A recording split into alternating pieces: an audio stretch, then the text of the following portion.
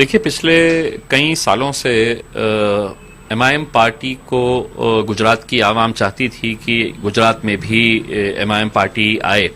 और आए दिन हमें वहाँ के जो लोग हैं वो संपर्क में थे। असदुद्दीन अवैसी साहब के पास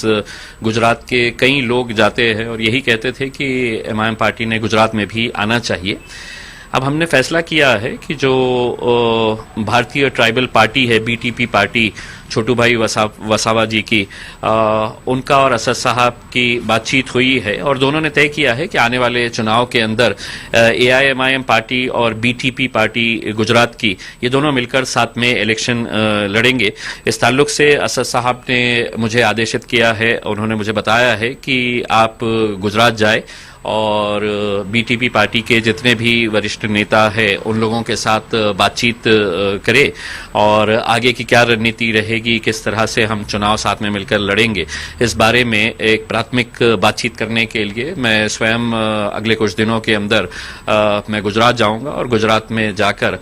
वहां के लोगों से हम बातचीत करेंगे, वहां की आवाम के साथ संपर्क बनाएंगे और बीटीपी के साथ हम जिस तरह का चुनाव गठबंधन करने जा रहे हैं उसके बारे में प्राथमिक जानकारी लेकर हम अपनी रिपोर्ट असद साहब को पेश करेंगे। क्या सीधा ये बीजेपी के साथ लड़ाई रहेंगी आपकी? देखिए, स्वाभाविक है कि हम जहां जहां पर भी जाना चाह रहे हैं या चुनाव लड़ना चाह रहे हैं, हम चाहते हैं कि एक ऐसा गठबंधन बने कि जिससे हम मिलकर भारतीय जनता पार्टी को हरा सके। आज इस देश के अंदर भारतीय जनता पार्टी को हराना बहुत जरूरी हो गया है, इसीलिए जितनी भी छोटी बड़ी पार्टियां हैं सब एक साथ मिलकर अगर आते हैं तो यकीनन हम भारतीय जनता पार्टी को हरा सकते हैं।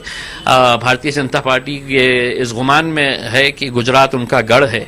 अब उस गढ़ के अंदर हम भी आ रहे हैं और हम देखेंगे कि हम भारतीय जनता पार्टी को किस तरह से वहां पर चुनौती देकर उन्हें वहां पर हरा सकते हैं। वहां पर भी रहेंगी आप?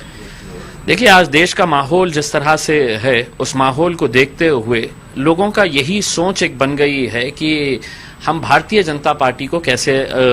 हरा सके, और लोगों ने एक मन बना लिया है। आप देखेंगे कि हम जब बिहार के अंदर गए तो बिहार के अंदर भी एमआईएम पार्टी को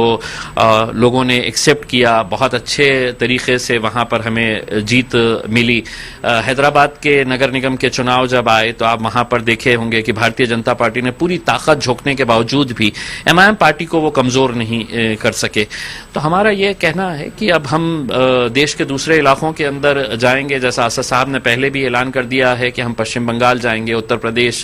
जाएंगे। तो ये समझता हूं कि गुजरात में जाना एक बहुत बड़ा अहम फैसला है और गुजरात की जनता की आवाज के ऊपर हम वहां पर जा रहे हैं, क्योंकि वहां की आवाम खुद चाहती है कि गुजरात में भी एमआईएम पार्टी ने आना चाहिए।